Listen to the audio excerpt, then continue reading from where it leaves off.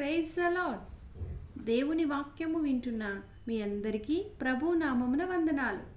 ఈరోజు చదవబోయే అధ్యాయం నిర్గమాకాండం 39వ అధ్యాయం.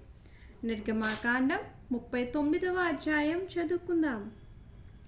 యెహోవా మోషేకు ఆజ్ఞాపించినట్టు పరిశుద్ధ స్థలములో అహరోను చేయు సేవ నిమిత్తము నీల ధూమ్ర రక్త వర్ణములు గల సేవా వస్త్రములను అనగా ప్రతిష్ఠిత వస్త్రములను కుట్టిరి.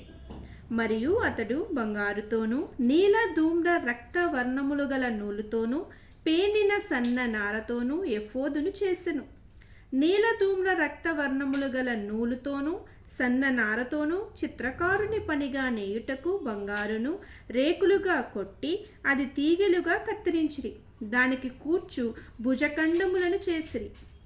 దాని రెండు అంచుల యందు అవి కూర్పబడెను. దాని మీదనున్న దాని విచిత్రమైన దట్టి ఏకాండమై దానితో సమమైన పని కలిగి బంగారుతోనూ నీల ధూమ్ర రక్త వర్ణములు గల పేనిన సన్న నారతోనూ చేయబడెను. అట్లు యెహోవా మోషేకు ఆజ్ఞాపించెను. మరియు బంగారు జవలలో పొదిగిన లేత పచ్చలను సిద్ధపరచిరి. ముద్రలు చెక్కబడినట్లు ఇశ్రాయేలీయుల పేర్లు వాటి మీద చెక్కబడెను. అవి ఇశ్రాయేలీయులకు జ్ఞాపకార్థమైన రత్నములగునట్లు ఎఫోదు భుజముల మీద వాటిని ఉంచెను. అట్లు యెహోవా మోషేకు ఆజ్ఞాపించెను. మరియు అతడు ఎఫోదు పనివలే బంగారుతోనూ నీల ధూమ్ర రక్త వర్ణములు గల పంక్తులతోనూ సన్న నారతోనూ చిత్రకారుని పనిగా పతకమును చేసెను. అది చచ్చౌకముగా ఉండెను. ఆ పతకమును మడతగా చేసిరి. అది మడవబడినదై జేనెడు పొడుగు జేనెడు వెడల్పు గలది. 10వ వచనం చదువుకుంటున్నామండి. వారు దానిలో 4 పంక్తుల రత్నములను పొదిగిరి. మాణిక్య గోమేధిక మరకతములు గల పంక్తి మొదటిది, పద్మరాగ నీల సూర్యకాంత మనుగులు గల పంక్తి రెండవది, గారుత్మతకము యష్మురాయి ఇంద్ర నీలమును గల పంక్తి మూడవది, రక్తవర్ణపురాయి సులిమానిరాయి సూర్యకాంతమును గల పంక్తి నాలుగవది. వాటి పంక్తులలో అవి బంగారు జవలలో పొదిగింపబడిను. ఆ రత్నములు ఇశ్రాయేలీయుల పేర్ల చొప్పున 12 ముద్రల వలె చెక్కబడిన వారి పేర్ల చొప్పున 12 గోత్రముల పేర్లు ఒక్కొక్క దాని మీద ఒక్కొక్క పేరు చెక్కబడిను. మరియు వారు ఆ పతకమునకు మేలిమి బంగారుతో అల్లిక పని అయిన గొలుసులు చేసిరి.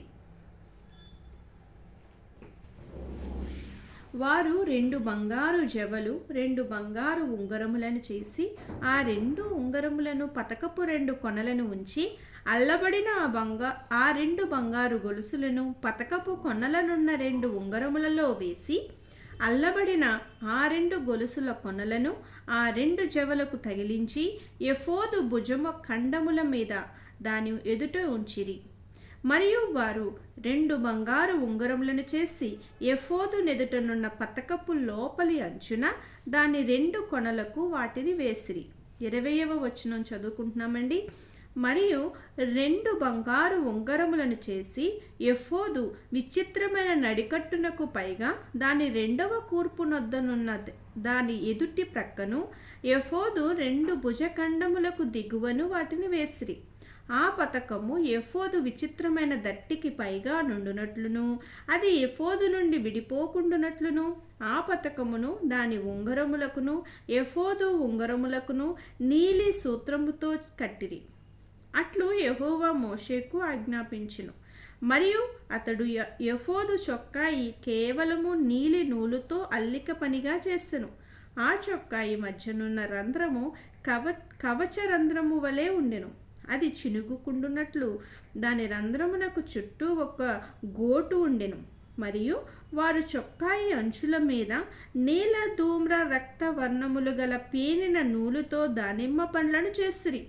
మరియు వారు మేలిమి బంగారుతో గంటలను చేసి ఆ దానిమ్మ పండ్ల మధ్యను అనగా ఆ చొక్కాయి అంచుల మీద చుట్టూనున్న దానిమ్మ పండ్ల మధ్యను ఆ గంటలను పెట్టిరి. యెహోవా మోషేకు ఆజ్ఞాపించినట్లు సేవ చేయుటకు ఒక్కొక్క గంటను ఒక్కొక్క దానిమ్మ పండును ఆ చొక్కాయి అంచుల మీద చుట్టూ ఉంచిరి. మరియు యెహోవా మోషేకు ఆజ్ఞాపించినట్లు వారు అహరోనుకును అతని కుమారులకును నేత పని అయిన సన్ననార చొక్కాయిలను, సన్ననార పాగాను, అందమైన సన్ననార కుల్లాయిలను, పేనిన సన్ననార లాగులను, నీలధూమ్ర రక్తవర్ణములు గల పేరిన సన్ననారతో బుటాపని అయిన నడికట్టును చేసిరి. 30వ వచనం. మరియు యెహోవా మోషేకు ఆజ్ఞాపించినట్లు వారు మేలిమి బంగారుతో పరిశుద్ధ కిరీటము భూషణము చేసి చెక్కిన ముద్రవలే దాని మీద యెహోవా పరిశుద్ధుడు అను వ్రాత వ్రాసిరి. యెహోవా మోషేకు ఆజ్ఞాపించినట్లు పాగాకు మీదుగా కట్టునట్లు దానికి నీలి సూత్రమును కట్టిరి. ప్రత్యక్షపు గుడారపు మందిరము యొక్క పని యావత్తును సంపూర్తి చేయబడెను. యెహోవా మోషేకు ఆజ్ఞాపించిన ప్రకారముగానే ఇశ్రాయేలీలు చేసిరి.